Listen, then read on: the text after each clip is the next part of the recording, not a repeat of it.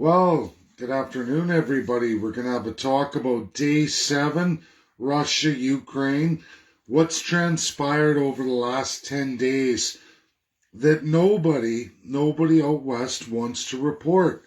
The Minsk agreement, cemented, ratified long ago, 2014, officially February 2015, it was to be implemented. 8 years of strife with all the separatists in the regions of Western Ukraine. Mostly Russian speaking for 8 years, rebels have held out those regions, meaning completely out of control of the Kiev government. Now, Canadians, Americans, this is the problem at hand. Decentralization. Now, just hear this out and understand something. Soviet Union and centralized government. Ukraine, part of the former Soviet Union, now a UN state, fully centralized government. Do Westerners not understand this? Have people chosen to read the Minsk agreements? Signed, ratified by the European Union, orchestrated and administered by France and Germany in the EU. Russia participated, Ukraine participated, and they signed and cemented the document. Canadians, Americans, how can you have a centralized foreign policy? How can you say, oh, you know what? We're going to take out regionalism. We don't want to see that because we don't like the fact that the Russian-speaking majority of the population wants to do business with the Russian Federation. That's what constitutionalism would bring. Why is it so bad that the Donbass regions and the separatist groups who've held those regions for 8 years, Ukraine lost them 8 years ago, the Minsk agreement promised everybody to remove themselves from the entire Ukrainian border, meaning Donbass would go back to Ukraine. However, they would, one, get regionalism, which meant ending centralization. Okay, that doesn't sound bad. That sounds like a democracy. Second, not until there were fair elections held in Donbass. Elections? That doesn't sound like communism. Why would the Russians want elections in Donbass for Luhansk and Donetsk? Why would they want that? That sounds democratic. Why would they want, again, number 3, constitutionalism? Huh? Regional constitutionalism? Isn't that we the people power? When you read it? Of course it is. Now, I'm at a loss here. For so many Canadians, especially Canadians and the propaganda you watch on the news, why would we be against regionalism, which is what we are here in Canada? Very limited. We definitely don't have any constitutions. Not only were they going to get constitutions, but be able to draft their own charter for those sub-regions, the oblasts, Luhansk and Donetsk. This was, again, everybody, cemented by the OSCE of the European Union, done the Minsk Accord right in Belarus, just done with all participating countries, including Ukraine, who signed off. They were to get their whole country's status again, but have to decentralize. Canadians, what kind of foreign policy is end all the provinces, end all the languages, only have one? Can you imagine Quebec and everything we've done in Canada, whether fair or not for other regions of Canada, but can you imagine tomorrow for Acadians in New Brunswick and absolutely Nova Scotia, as well as all the French-speaking Canadians in Quebec? Imagine if tomorrow a centralized Trudeau said there will be no more French. All of Quebec, all of Acadia in Canada will now adopt the English language. There won't be any more French speaking. You've been removed. There will no longer be a Parliament of Quebec. We are shutting it down. In fact, we're shutting down all the legislatures in Canada. From now on, only Justin Trudeau's executive power directly.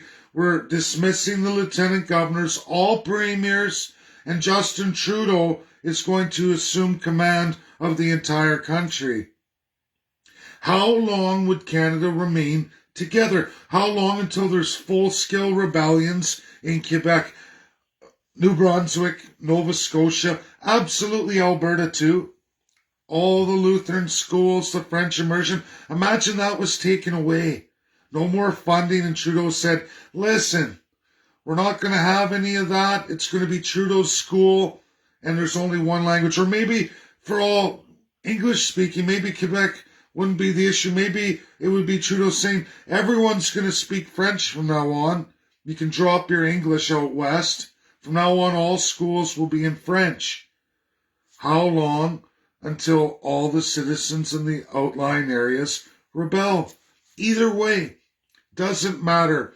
But that, ladies and gentlemen, that is exactly what's happened in Ukraine. Talk about destabilizing a country. If anyone wrote a script to destabilize Ukraine, it's the idea that Minsk is not to be followed. That was a foreign policy of absolute regionalism and democracy. Ukraine in that day and even now today has never had control of the Donbass regions, let alone the outlying separatist areas. Russia, in conjunction with the European Union, absolutely everybody passed unanimously 100% by the UNSC 10 days ago, a reaffirmation of Minsk, saying, listen, adopt it, Ukraine. Ukraine said, sorry, Russia, we're not going to do that. We're not going to keep our word. We're not going to allow any autonomy. We want full centralization. Folks, that's communism. You can call it anything you want. You can say, we have a multi-party democratic system. However, we've removed all the regionalism and we're a completely centralized government. You get to elect your dictator every year. You get to watch your culture wiped out, your language wiped out.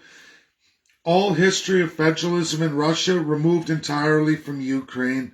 It's a unitary state where Kiev runs all of it. All of it. And anyone outside of that central government is to be voided. How they got into power was absolutely overthrowing the government. A boy band, a singer, another Justin Trudeau, who is in love with a complete centralized government. Folks, it's not hard to figure out. Socialisms don't work.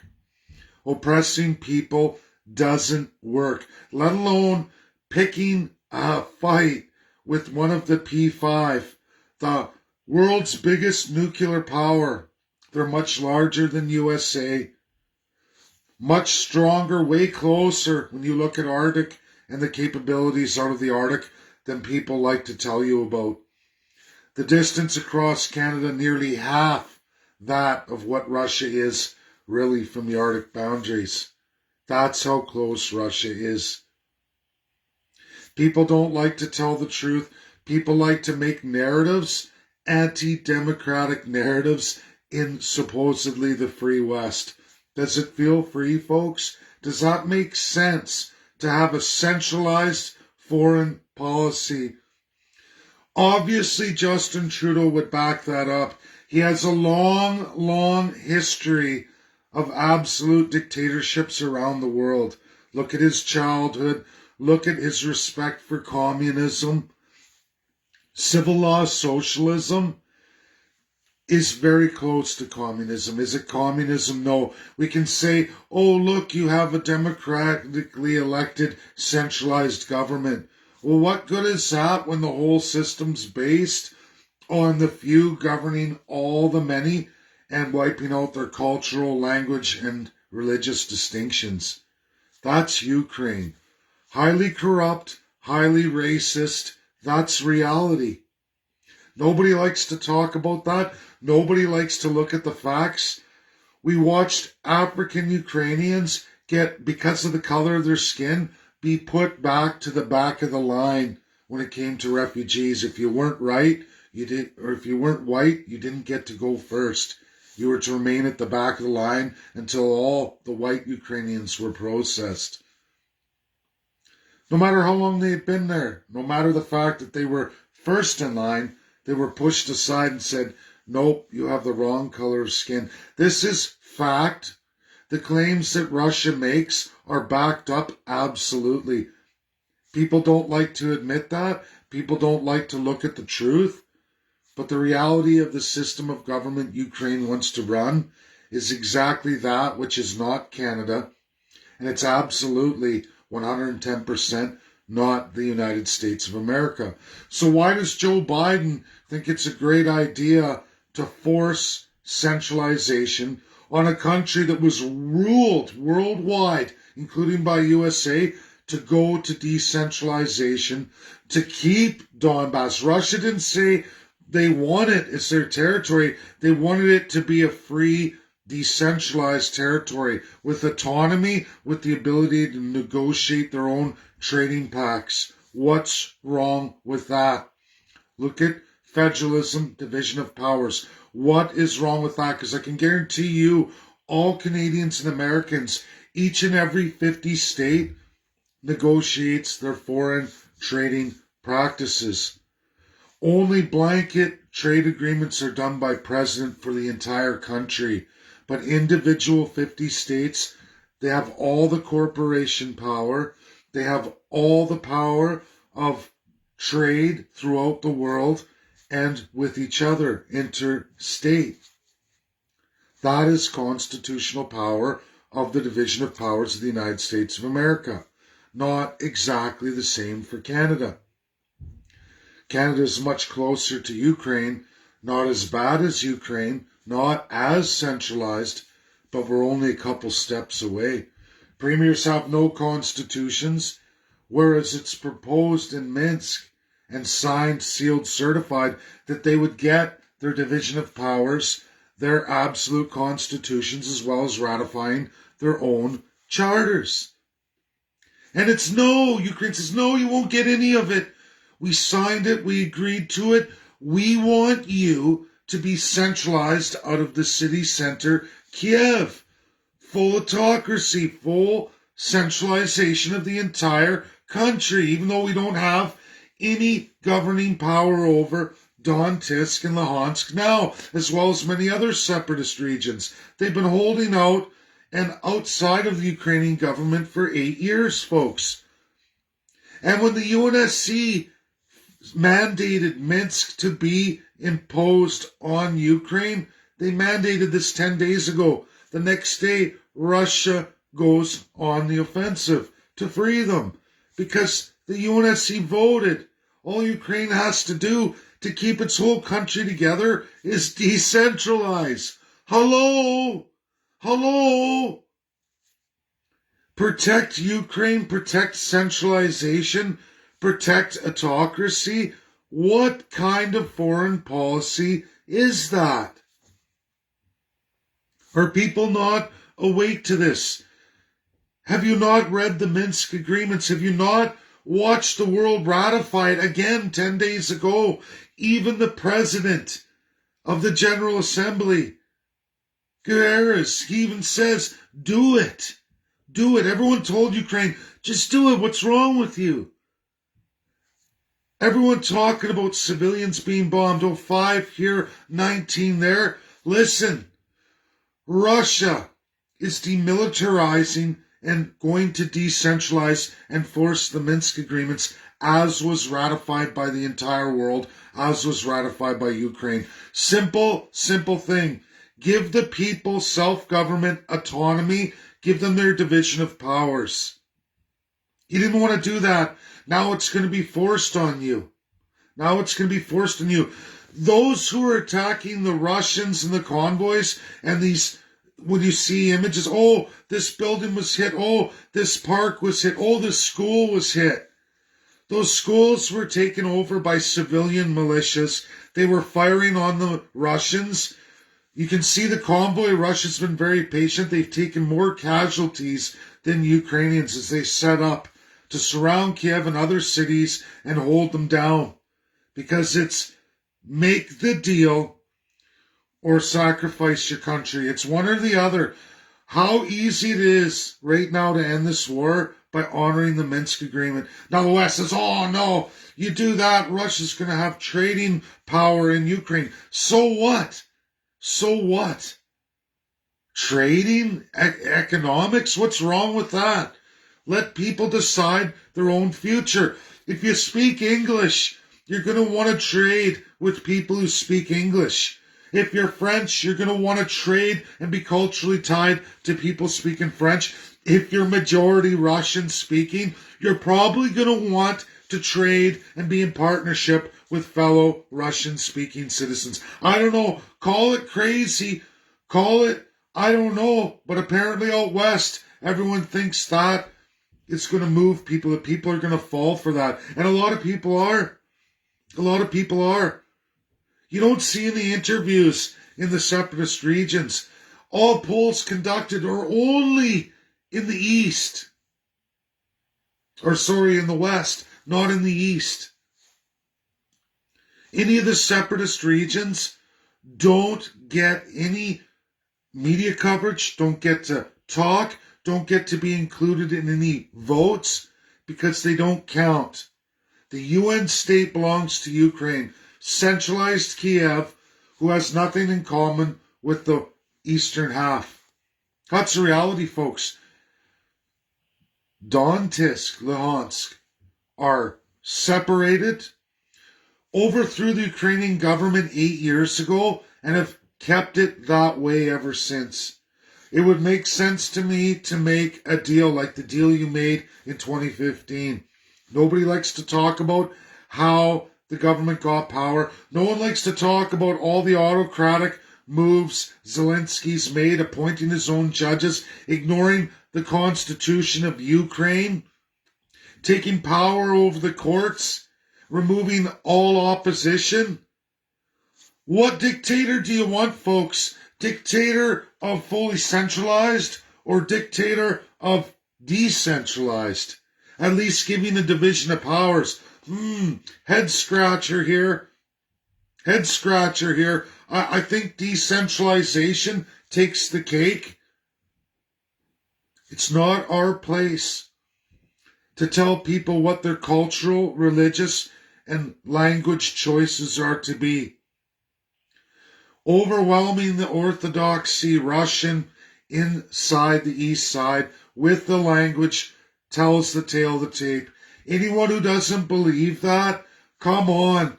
Look just here for Canadians. Look here in Canada.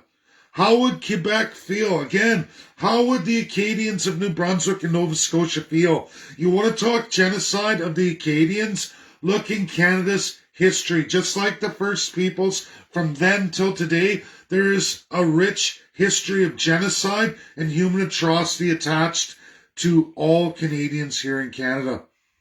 From 1812 onward, and what happened in those 3 decades following 1812, what happened to the Acadians. Gross. If you don't believe that didn't happen in Ukraine, why are 8 million citizens reported worldwide in the world reports under those real UN organs by Ukraine themselves? Watch the Ukraine population go like this since 1993. People just want to go back to Russia? 8 million? And then what about all those missing?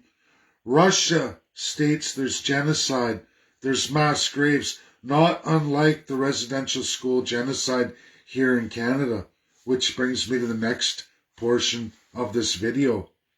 It's the month of March. This month, me and Tina have already started today. We're making videos Very limited's going to be published. There will be a YouTube, an introductory and what we have to have done this month, a general address, but the vast majority of it is going to be kept private. It's going to be through email to all the chiefs of those who've had ground penetrating radar and found children's bodies in residential schools. We have no more time. This is the month, ladies and gentlemen, for all the First Peoples. Those who I know, those of you, the First Peoples I know, it must be you to deliver the education to the chiefs. Tina's going to do a bunch too. She's Treaty Indian, but it's also for Métis and Inuit. Any of the First Peoples that know me can help. There's many chiefs to send the education to. Absolutely all those who've recorded and logged children's bodies. Absolutely by ground penetrating radar. This is what Karim Khan and the ICC will accept. We're sponsored till June 28th by one UNSC member, China. And with the distraction of Ukraine right now, I have to put that all on hold now and go forward only in the narrative that we need to educate the chiefs. They need to report to the UN body. Underneath the UNSC, the highest organ of the UN.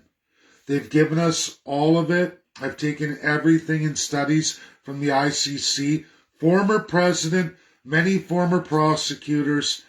They've helped me to get this together. I have the reporting platform going forward, how the chiefs report, who they report to, so that come June 28th on the Children's Day of Genocide, sponsored for Canada and the First Peoples of Canada for the first time ever in history of Canada, and absolutely the UN were Treaty Indians ever even brought up. And it's done, it's there, as well as Métis Inuit, but it is predominantly for the Treaty Indians, ceded or unceded. And this is what must go forward. It must be reported by the chiefs. It is our last and only chance. There are many chiefs speaking out. If we get them all or not, it's not the critical factor. What we're doing is teaching the First Peoples, the chiefs themselves, to report themselves, exactly who to report to, how to report. Get this logged, because it will bring criminal action to all the politicians alive and well today in all history of Canada on the residential school genocide. Keep it alive. The numbers continue to go up. We're now over 2,000 found residential school children's bodies. If we hit 5,200 out of the 150,000 children who were forcibly taken in an armed conflict, meaning military police, the RCMP, just like Nazi Germany, it's the same build. RCMP overlap municipal, provincial, federal, and military. There's only a few historical examples of police forces in that capacity, and RCMP, as well as the Nazi police force of the pre-1945, are just two of three examples. And RCMP being absolutely the very oldest. Very oldest, folks. The first and worst one. In armed conflict, RCMP with guns went in and forcibly removed children from the First Peoples. If you resisted, you were beaten, arrested, possibly even run over or shot. That happened. There are stories. There are logged cases of it. It is children's genocide at the hands of an armed conflict. It wasn't by choice. It was by force. It was by force. The government did it. They hired the church under state, as clearly laid out all over Canada historically, as can be now found today. I've logged all the pictures. Was the former Parliament. They've demoed a lot of it, but the Parliament of Quebec shows all of it entirety, all of Canada's history. The God gives the power to the politicians, the military, and then underneath that is all of the church. Church under state. That is Canada. Canada employed religious organizations to rape, murder, and brutalize First Peoples children, i.e. Canadian Indians, Métis, and Inuit. Those seated or unseated under the treaties, or completely none at all. That's what we're doing going forward. This is going forward. This is the month. Education's going to go out. Those I choose will have a list of chiefs you must hit. Me and Tina are going to work on that. We're going to have educational videos for all of you, as well as the educational video for the chiefs themselves that you're going to hand off to. Don't give it to any politicians. Don't give it to anybody except the chiefs on your list. That is it. Not NDP, not PPC, not Conservative, not Liberal, not NDP, not nobody. This is for the First People. This is for real justice in the world. The last chance, the absolute last chance. Because I'm going to tell you that the United Arab Emirates finishes this month. This is our last and only month to get this done. Next month, it transforms again. You're going to see UK, USA, and other nations in charge of the Security Council. Not friendly to this narrative, especially UK. Not down with it. Not friendly with it. We have to get this report in for June. Has to be done. And then we'll see China in August. China resumes president of the UNSC in August. We have to have the reports in. I know we're not going to hit the required 5,200. Not by August. Not likely. But we're on our way there. The First People are on their way there. Remember, ICC accepts ground penetrating radar. We can get this done. We can at least get the investigation done by the ICC. There is more on monetary, but that is not the issue. The issue is to keep this alive in the UNSC, to keep Canada every year on the Children's Day of Genocide, June 28th, the reports read out loud in the UNSC on the state of Canada's residential school genocide. As long as it took 9 years for South Africa, but by the end of it, over and over in the UNSC, year after year, and they kept reporting, they kept reporting. And you know what happened to the entire world? The entire world became angry. They became angry. They turned on South Africa, and the UNSC finally, including UK, turned on South Africa. And for those who think that China and Russia would impose communism on a country, that's not what happened to South Africa. The charge, you can all read it in key reports. I've already published it, but you can all look it up now. Because what's nice when you publish documents, they stay forever on the cloud. Now that stuff pops up. Those UN searches now pop up. And you can read in China and Russia's own words as they let off, turning South Africa into a democratic republic. It was China and Russia. Well, geez, China's communist. And at the time, Russia wasn't the Russia of today. How did that happen? They were Soviet Union. How could two communist countries transform a country into a democratic republic? Because it's all about the people and what the people want. No one's going to be the same around this world. We don't have to agree with each other. We don't have to respect each other's governing systems or what people like. But you do have to let them have it. That's their choice, their culture, their history. Let them have it. You don't have to impose it on yourself or want it. And countries have to understand that. That's how the UNSC works.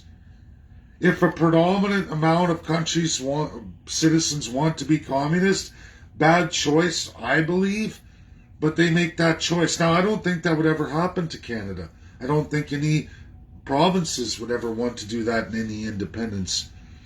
But let's be clear. All of this, residential school genocide, Ukraine and decentralization, everything is about giving federalism to the people who have already been accustomed to it. Can you imagine the First Peoples here in Canada actually getting legal autonomy, actually getting a settlement of the claims, and being able to self-determine, not be administered by a central government, having all federalism removed from them? How are reserves doing across Canada by a large margin? How are they doing with absolutely no ability to collect their own taxes or any kind of identity whatsoever, in very, very small reserves for the amount of people? Just like the third-class Canadians, the least amount of private property available than many other countries, including China. China releases almost twice as much property to the people than Canada does. That should alarm bell everybody. What kind of sick government controls 89% of the land, calling it crown land, for only the politicians in an extreme centralized system of absolute control over property? You elect the landowner, you elect a god over you as defined in the Constitutional Act of Canada, 1876, 1982, plus Charter, Bill of Rights for Quebec. Folks, it's sick, it's sad, it's depraved. We're a pathetic laughingstock country. Sure, there's great wealth here. Anyone can generate great wealth when they have an abundance of land to do with it, they will. Where they jack up the costs of property all across Canada to make every dollar you work for give them back to the centralized system. You never get ahead, it only gets harder, while the government fat cats get richer and richer. They talk about Russian oligarchs. Hello, if you looked around Canada, how many oligarchs do we got? A heck of a lot more, with a lot less people, generating a heck of a lot of wealth for a handful of folks, people. Wake up. The wealth transferred from the middle class to those Canadian oligarchs is off the charts. All foreign companies off the charts. Talk about corruption. Oh, that's not corruption. You guys aren't getting it right. That's crown land. That's not owned by you, the people. That's owned by the wealthy elite government. And you elected them. You elected them in a fair democracy. Pathetic. Pathetic. The illusion of democracy. The illusion that there's any equality of person in Canada. We're the biggest joke, besides now Ukraine. And even they're a few steps ahead of us. At least a few steps. But I'll tell you what Russia's going to do. Russia's going to do what they promised, what their parliament called for, just as the letter I published yesterday for all of you. They're going to do it. And it's going to lead to a realization in this world. Legal path to independence. Absolute equality of the person in UN states. This is something impressive for First Peoples. In fact, it's impressive for all third-class Canadians. If you don't see what's possible now with what Russia's doing with Western Ukraine, you're only being conned by the ultimate con man, the perverted Justin Trudeau, and his corrupt accomplice Joe Biden, who is following Justin Trudeau's lead. If Joe Biden had his way, he would centralize absolutely in the United States of America. He wanted to get rid of the filibuster. He wanted to get rid of proportionate Senate, where every state, no matter the size, gets equal say in the executive power of an elected Senate. Joe Biden would end all that. He would also end real Senate democracy, meaning you don't need two-thirds, just any kind of majority to take over the executive power. Joe, a breach of the Constitution, a protection for the people of America to keep America a big country. Does everybody want to see America break up into a whole bunch of little pieces in war and strife, civil war? Because that's what Joe Biden would do if he tried to do a centralized America. He's lost 8 times now with the Supreme Court since he got into power. That should scare the hell out of everybody but the news media doesn't make a big deal of it.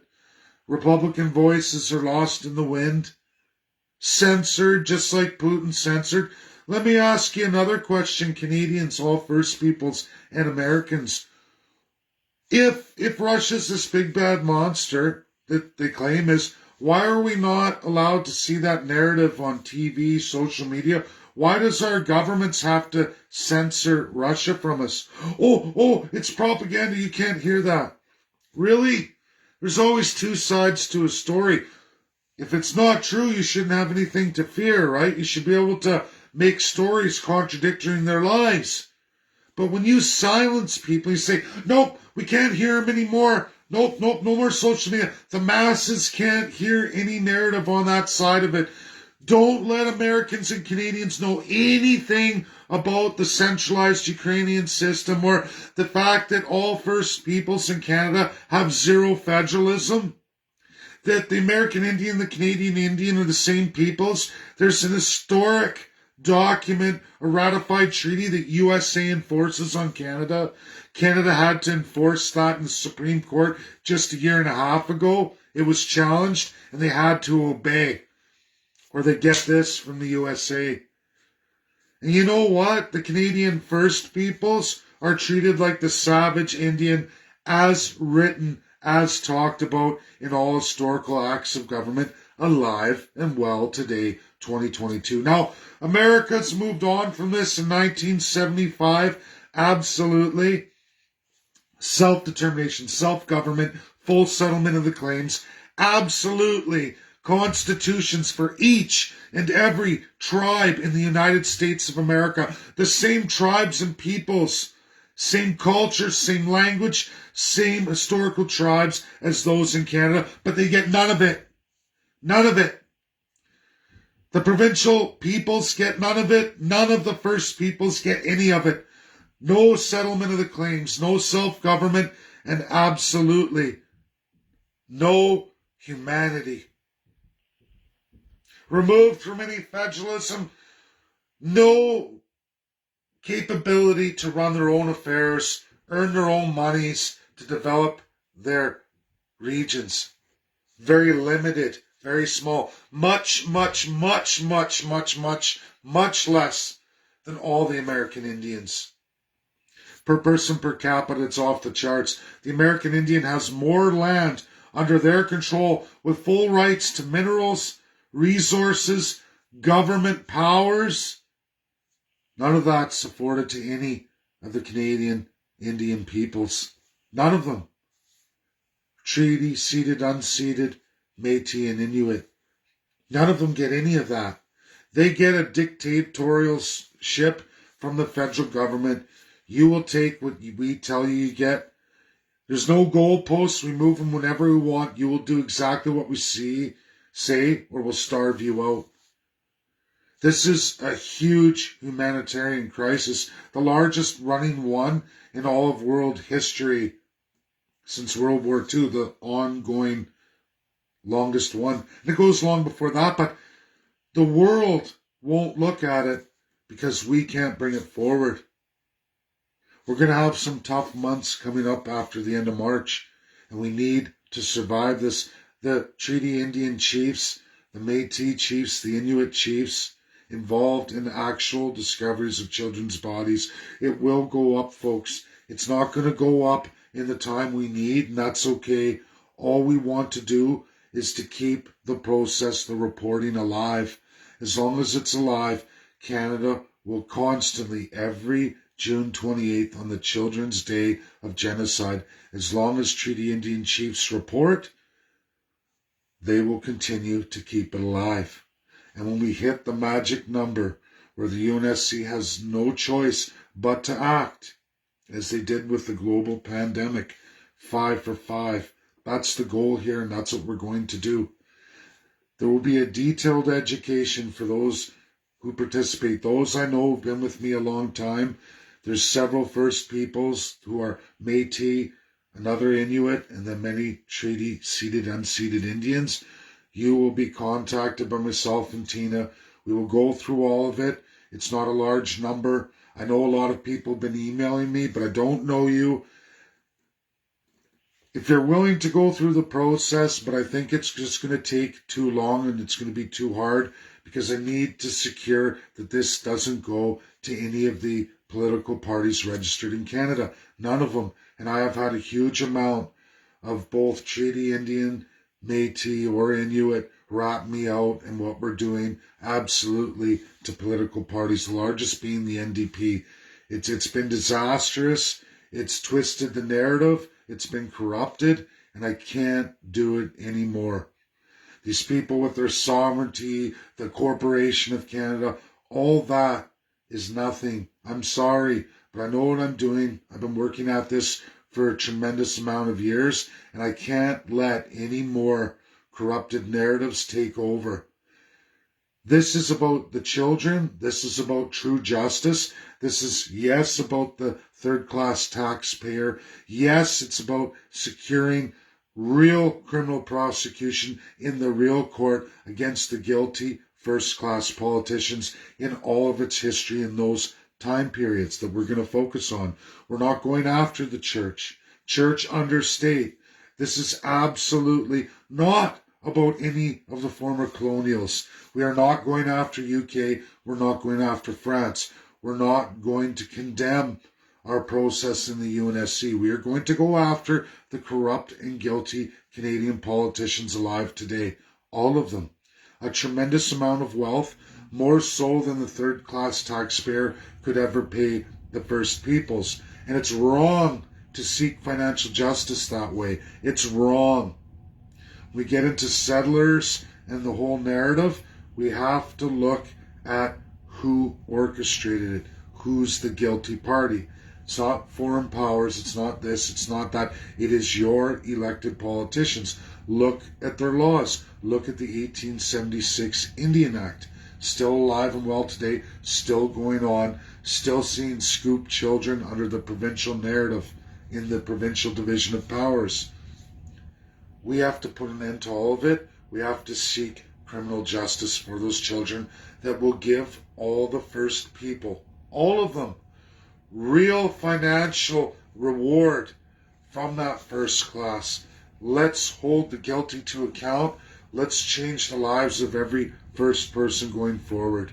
We can't fix the past, but we can absolutely build a brighter future and at least release those souls of those children so that they may go back to the Creator.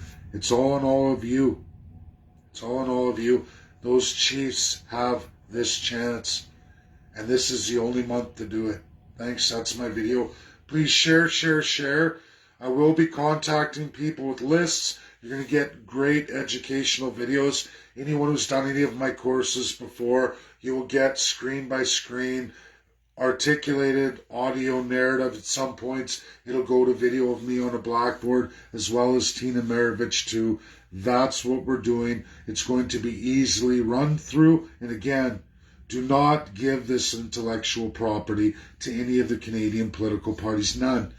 None can be trusted. They're all sworn to the crown and will only use this education to destroy any hopes of this going forward. This is not about the Canadian politicians. It's about human beings called the First Peoples.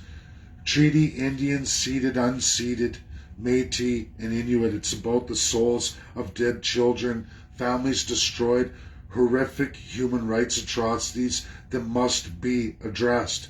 And we have the court to do that. We have so far one sponsoring power of the UNSCP5. Don't be scared about Russia and what's going on with the UNSCP5. They will not end their power. Those 5 countries do not want an end to their power. They don't. They won't dissolve. We have to put Ukraine out of our minds, even though it's all over the news. We have to focus on this job. And that's why from this day forward, the 7th day upon Russia and Ukraine, I go forward with only the Treaty Indian unceded Métis and Inuit residential school genocide. By the official numbers, we're over 2,000 now, but it's not what people say. Go with this education, people. Keep this alive. Keep it accurate. Follow my lead. Follow Tina's lead. I've done the work. It's been years in the making. I finished everything we need for the first people. And it is also a justice for that third class, the regular, everyday Joe Jane Canadian. It's time to team up and deal with what's really wrong here, who's really guilty, and get the job done. Thanks. That's my video. Share, share, share. Bye now.